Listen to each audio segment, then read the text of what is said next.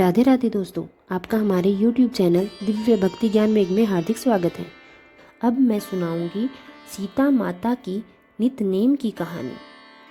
इस कहानी को अगर रोजाना नित्य नियम से सुना जाए तो घर में अन्न धन की कोई कमी नहीं रहती। तो चलिए शुरू करते हैं माता सीता के नित्य-नेम की कहानी। यह कहानी माता सीता कहती थी और प्रभु श्री राम इसे सुना करते थे। एक दिन भगवान श्री राम को कोई काम के लिए बाहर जाना पड़ा, तो सीता माता कहने लगी कि हे भगवान, मेरा 12 वर्षों का नित्य-नेम है कि मैं आपको कहानी सुनाती हूँ। अगर आप बाहर चले जाएंगे तो मैं अपनी कहानी किसे सुनाऊंगी? मेरा नित्य-नेम टूट जाएगा। तो भगवान श्री राम ने कहा कि तुम ऐसा करना, कुएं की पाल पर जाकर बैठ जाना। वहाँ पर जो औरतें पानी भरने के लिए आती है उन्हें अपनी कहानी सुना देना। तो माता सीता ने कहा कि भगवान, आपने यह तो बहुत ही अच्छा उपाय बताया है। यह कहकर दूसरे दिन भगवान श्री राम किसी काम के लिए चले गए और माता सीता कुएं के पाल पर जाकर बैठ गई। थोड़ी देर बाद वहाँ एक औरत आई। उसने रेशम की जड़ी की साड़ी पहन रखी थी और सोने का घड़ा ले रखा था। सीता माता उसे देखते ही बोली कि बहन, मेरा एक काम करोगी? तो वह औरत बोली, हाँ बोलो, क्या काम है? करने लायक होगा तो जरूर करूँगी। तो सीता माता बोली कि बहन, मेरा 12 वर्षों का नित्य-नेम का मैं कहानी कहती हूँ, तुम मेरी कहानी सुन लो। तो वह औरत बोली कि मैं तुम्हारे नित्य-नेम की कहानी सुनूंगी तो मुझे घर में जाने में देरी हो जाएगी और मेरी सास मुझसे लड़ाई करेगी। मैं तुम्हारी कहानी नहीं सुन सकती। यह कहकर उसने कहानी नहीं सुनी और घड़ा भरकर घर की ओर चल पड़ी। तो रास्ते में औरत ने अपनी साड़ी की तरफ देखा तो वो जगह जगह से फटी हुई थी और सोने का घड़ा मिट्टी के घड़े में बदल गया था। तो यह देख वह तो बुरी तरह से डर गई और जल्दी जल्दी अपने घर चली गई। घर जाते ही सास ने उसे देखा तो पूछा कि यह किसका दोष है? अपने सर पर लेकर आई हो, यह क्या हाल बना रखा है तुमने? तो बहू ने कहा कि सासू माँ, कुएं पर एक औरत बैठी थी, उसने मुझे कहा कि कहानी सुन लो। यह मेरे 12 सालों का नित्य नियम है। अगर तुम मेरी कहानी नहीं सुनोगी तो मेरा नित्य नियम टूट जाएगा। लेकिन मैंने तो कहानी नहीं सुनी। मुझे लगता है कि उसी का फल मुझे मिला है और मैंने कुछ नहीं किया। तो बहू की बात सुनकर उसी समय उसकी सास वो साड़ी और घड़ा लेकर कुएं की पाल पर गई। तो सीता माता वहीं बैठी हुई थी। माता सीता ने कहा कि बहन, आप मेरी कहानी सुन लीजिए। मेरे 12 वर्षों का नित्य-नेम है। अगर आप मेरी कहानी नहीं सुनोगी तो मेरा नित्य-नेम टूट जाएगा। तो सास बोली कि एक बार छोड़, मैं 4 बार तेरी कहानी सुनूंगी। चल सुना। तो सीता माता इस प्रकार कहने लगी, राम आए, लक्ष्मण आए, देश के पुजारी आए, नित्य नेम का नेम लाए। आओ राम बैठो राम, तपी रसोई जीमो राम, माखन मिश्री खाओ राम, दूध पतासा पियो राम, सूत के पलका मोठो राम साल, दुशाला पोठो राम शाल, दुशाला ओडो राम, जब बोलूं जब राम ही राम, सवारे सबके काम, खाली घर भंडार भरेंगे, सबका बेड़ा पार करेंगे, बोलो श्री राम, जय श्री राम, जय श्री राम। तो यह सुनकर सास बोली कि बहन, तुमने कहानी तो बहुत अच्छी सुनाई है। कहानी सुनकर सास घर चली गई और उसकी साड़ी फिर से रेशम की बन गई और मिट्टी का घड़ा फिर से सोने के घड़े में बदल गया। तो यह देखकर बहू कहने लगी कि सासू माँ, आपने यह सब कैसे किया? तो सास ने कहा कि बहू, तुम दोष लगा के आई थी, अब मैं दोष उतार कर आ रही हूँ। तो बहू ने कहा कि सासू माँ, मुझे कुछ समझ नहीं आया, आप मुझे ढंग से बताए, वह कुएं वाली स्त्री कौन थी? तो सास बोली कि वह माता सीता थी। वे पुराने से नया कर देती है, खाली घर में भंडार भर देती है, लक्ष्मी जी का घर में वास कर देती है, आदमी की जो भी इच्छा हो उसे पूरा कर देती है। तो बहू बोली कि ऐसी कहानी मुझे भी सुननी है। कहानी ना सुनकर मैंने बहुत बड़ी गलती की है।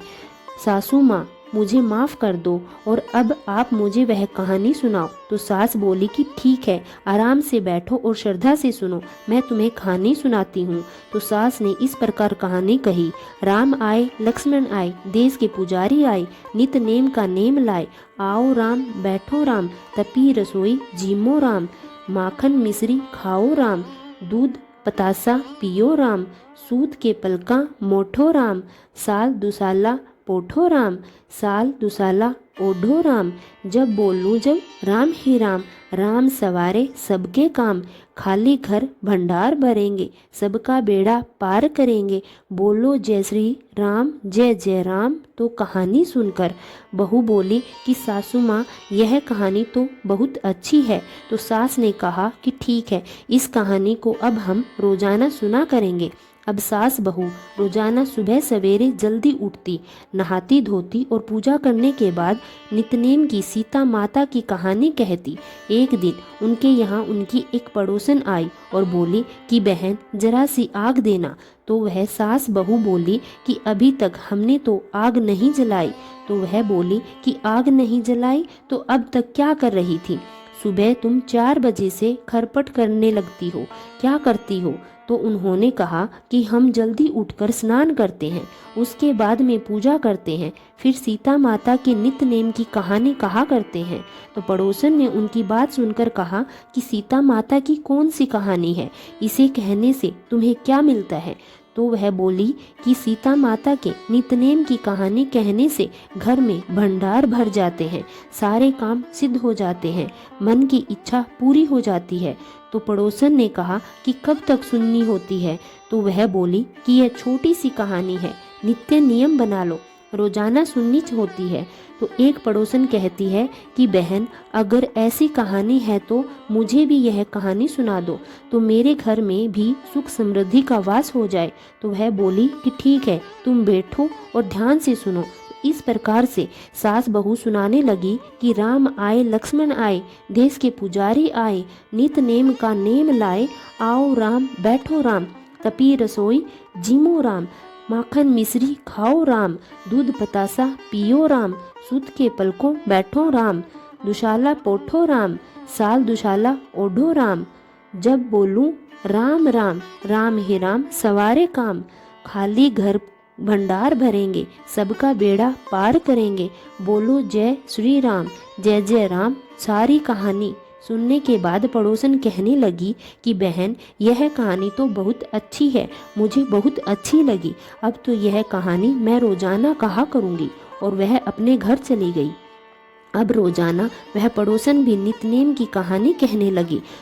तो कहानी कहने से सीता माता ने पड़ोसन के भंडार भी अन्न धन से भर दिए।